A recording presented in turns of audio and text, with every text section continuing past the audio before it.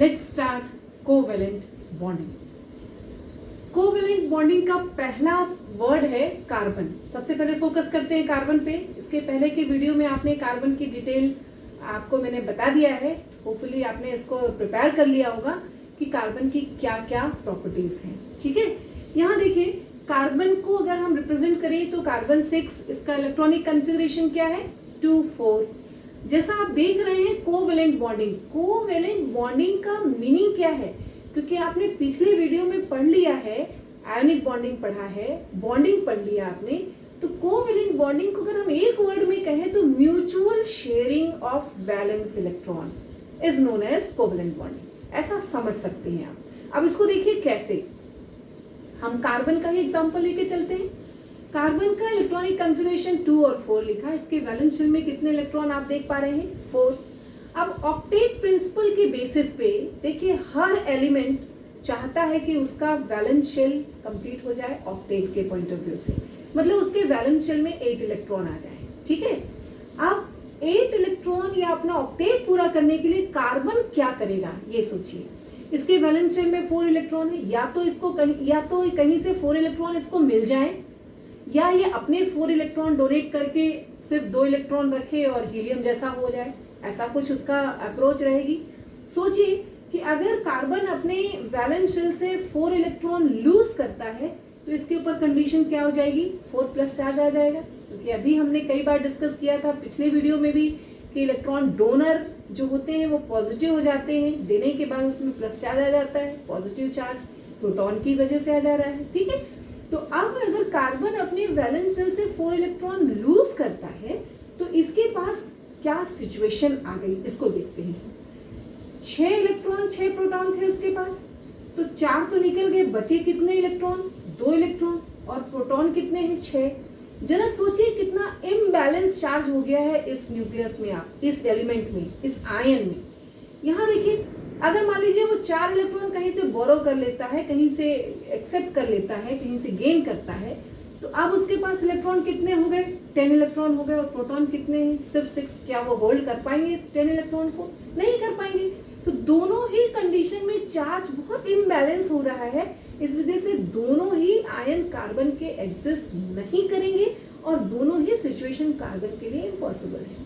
तब अब वो अगर अपना ऑक्टेट प्रिंसिपल के हिसाब से वैलेंस शेल कंप्लीट करना चाहे तो एक ही ऑप्शन है उसके पास कि वो अपने 4 इलेक्ट्रॉन के साथ किसी के साथ शेयरिंग कर ले। म्यूचुअल शेयरिंग से ये बॉन्डिंग बना सकता है, मॉलिक्यूल बना सकता है, और इसी को हम कहते हैं कोवेलेंट बॉन्डिंग। तो कार्बन का नेचर कैसा हो गया, कोवेलेंट बॉन्डिंग शो करने का हो गया या म्यूचुअल शेयरिंग का हो गया। अब हम एग्जाम्पल में समझेंगे इसको।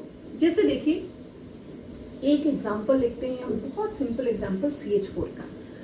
CH4 कैसे बना है इसको समझिए।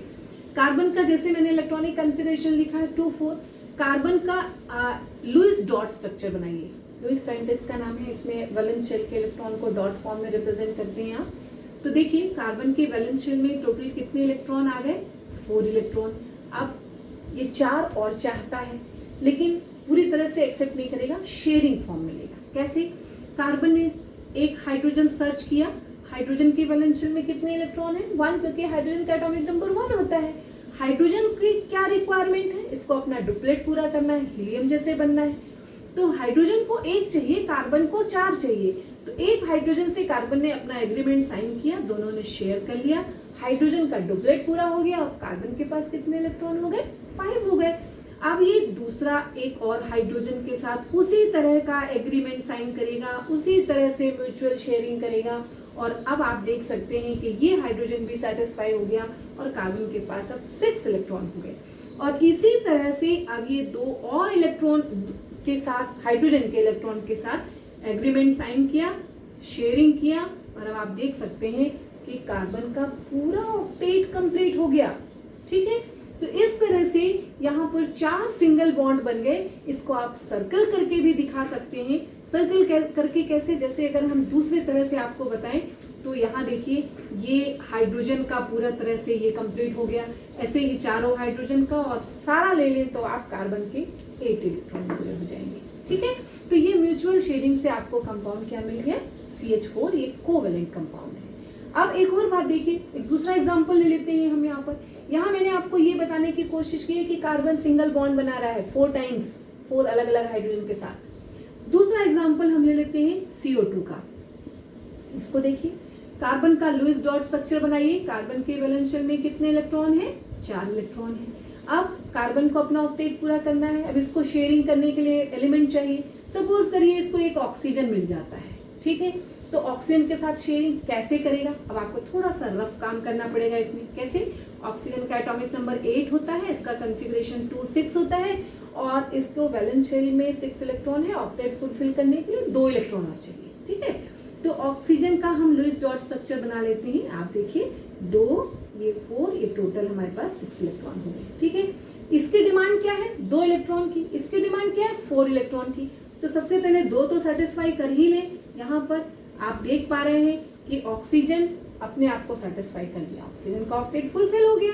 कार्बन के पास कितने इलेक्ट्रॉन हो गए? 6 हो गए।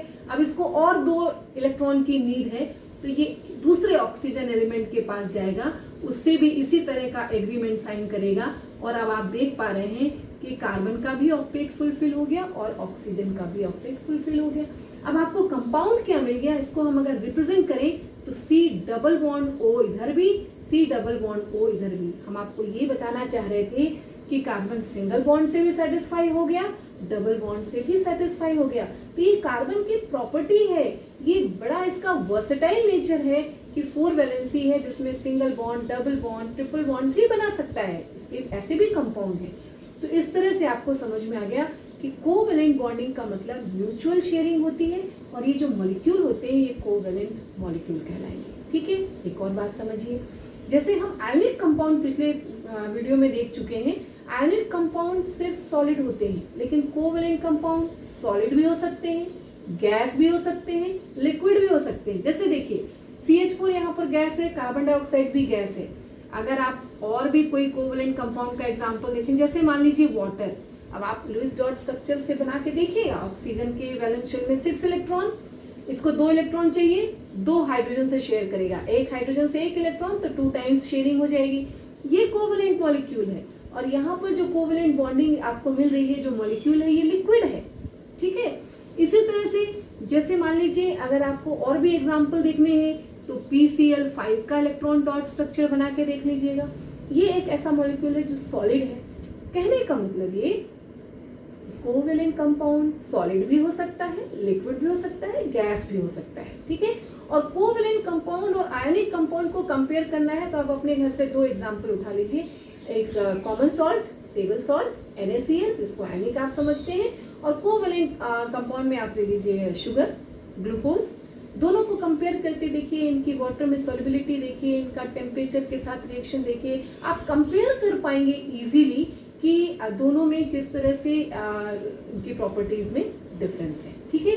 तो ये रहा कोवैलेंट बॉन्डिंग। और भी मॉलिक्यूल आप ले सकते हैं, जैसे अमोनिया है, सल्फर डाइऑक्साइड है, और वाटर के अलावा वाटर भी ड्रॉ करके देख सकते हैं आप, इथेन, इथीन, ऐसे बहुत सारे एग्जाम्पल हैं जिनको आप लिखिए, उनका लुईस डॉट स्ट्रक्चर बनाइए और फिर उसके बाद आप प्रूव करिए कि उसमें कैसे कोवैलेंट बॉन्डिंग हो रही है, ठीक है। थैंक यू, ट्राई कीजिएगा, आपको मिलेगा आंसर इस पे। All the best.